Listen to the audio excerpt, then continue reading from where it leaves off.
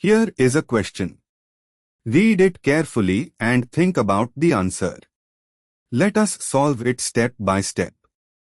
Let us first understand the key concept here. 1. 4-elimination, also called dehalogenation across positions 1 and 4, using zinc dust removes 2 halogen atoms from positions 1 and 4 of a carbon chain, generating a conjugated diene. Moving on to the next step. Identify the starting material. The compound is 1,4-dibromo-2-butene, Br, CH2CH is equal to CH, CH2Br. The bromine atoms are on C1 and C4, and there is already a double bond between C2 and C3.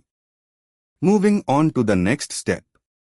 Apply the 1,4-elimination mechanism. Zinc dust acts as a reducing agent and abstracts both bromine atoms simultaneously or stepwise from C1 and C4. This removes the 2 CBr bonds and generates 2 new pi electrons. And for the final step, determine the product. Removing Br from C1 and Br from C4 of BrCH2, CH is equal to CH, CH to Br gives H to C is equal to CH, CH is equal to CH2, 1, 3-butadiene.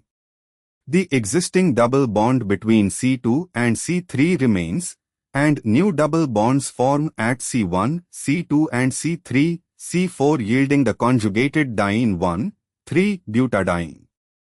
Evaluate other options.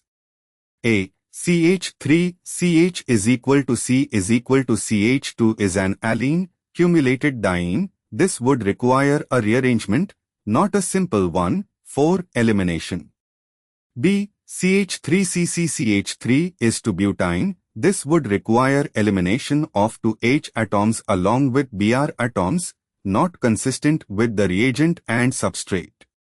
C. CH3, CH2, CCH is 1-butane, similarly requires loss of H atoms, inconsistent with the substrate structure.